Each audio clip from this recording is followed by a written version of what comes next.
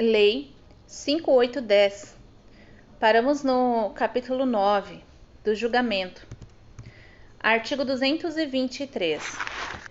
A autoridade julgadora proferirá a sua decisão no prazo de 20 dias, contados do recebimento do processo. Parágrafo 1. Se a penalidade a ser aplicada exceder a alçada da autoridade instauradora do processo, este será encaminhado à autoridade competente que decidirá em igual prazo. Parágrafo 2. Havendo mais de um indiciado e diversidades de sanções, o julgamento caberá à autoridade competente para a imposição da pena mais grave. Parágrafo 3. Se a penalidade prevista for a demissão, cassação de aposentadoria ou disponibilidade ou destituição, o julgamento caberá às autoridades de que trata o inciso 1 do artigo 197. Artigo 224. O julgamento acatará o relatório da comissão, salvo quando contrário às provas dos autos. Parágrafo único. Quando o relatório da comissão contrariar as provas dos autos, a autoridade julgadora poderá, motivadamente, agravar a penalidade proposta, abrandá-la ou isentar o servidor da responsabilidade. Artigo 225. Verificada a existência de vício insanável, a autoridade julgadora declarará a nulidade total ou parcial do processo e ordenará a constituição de outra comissão para a instauração de novo processo. Parágrafo 1. O julgamento fora do prazo legal não implica nulidade do processo. Parágrafo 2. A autoridade julgadora que der causa à prescrição de que trata o artigo 198, parágrafo 2, será responsabilizada na forma da presente lei. Artigo 226. Extinta a punibilidade pela prescrição, a autoridade julgadora determinará o registro do fato nos assentamentos individuais do servidor. Artigo 227.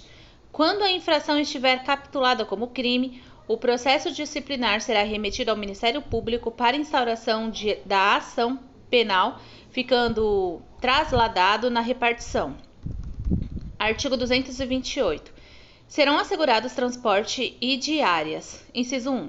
Ao servidor convocado para prestar depoimento fora da sede de sua repartição, na condição de testemunha, denunciado ou indiciado. Inciso 2. Aos membros da comissão e ao secretário, quando obrigados a se deslocarem da sede dos trabalhos para a realização de missão essencial ao esclarecimento dos fatos. Capítulo 10. Da revisão do processo. Artigo 229.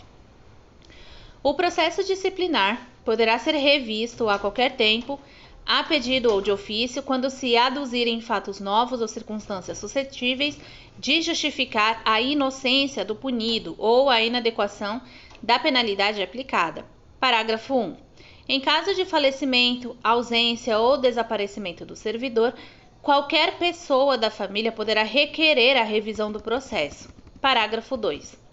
No caso de incapacidade mental do servidor, a revisão será requerida pelo respectivo curador.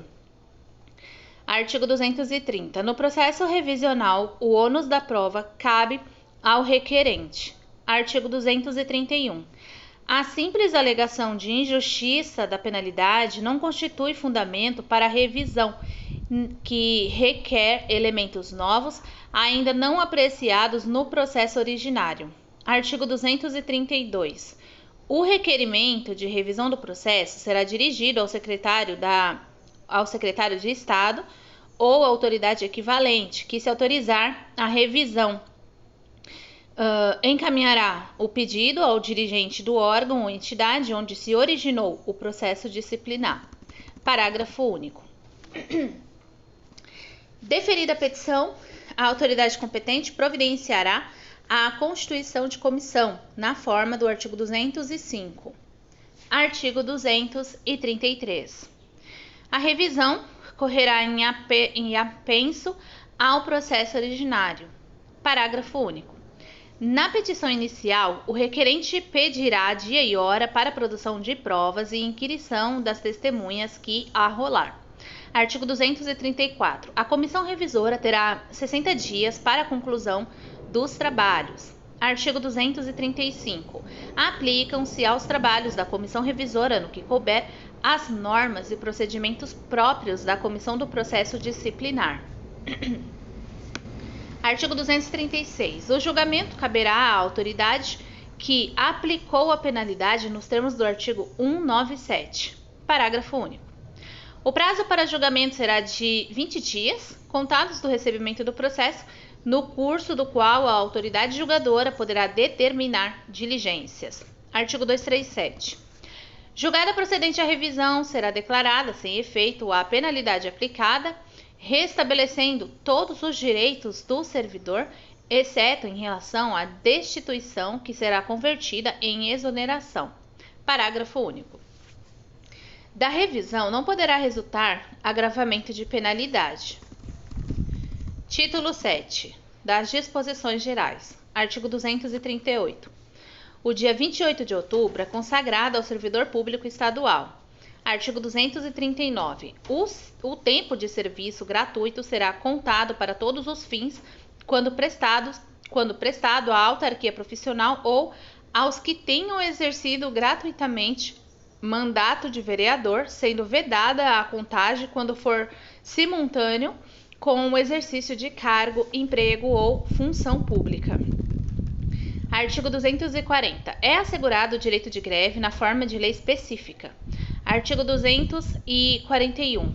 O servidor de nível superior ou equiparado ao mesmo, sujeito à fiscalização da autarquia profissional ou entidade análoga, suspenso do exercício profissional, não poderá desempenhar atividade que envolva responsabilidade técnico-profissional enquanto perdurar a medida disciplinar.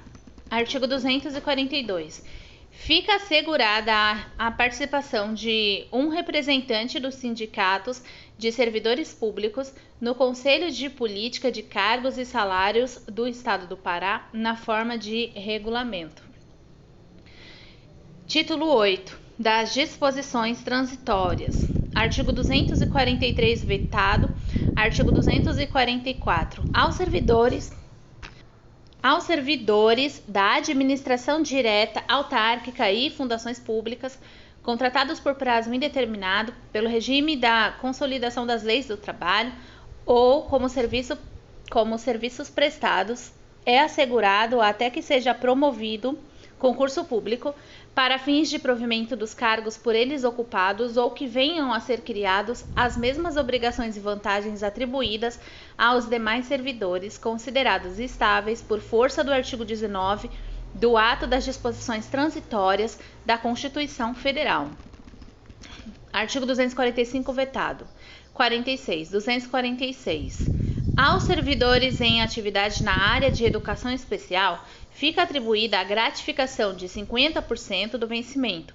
Artigo 247. É assegurada ao servidor a contagem da soma do tempo de serviço prestado à União, Estados, Distrito Federal, territórios e municípios, desde que ininterrupta e sucessivamente, para efeito de aferição da estabilidade nas condições previstas no artigo 19 do ato das disposições constitucionais transitórias da Constituição Federal.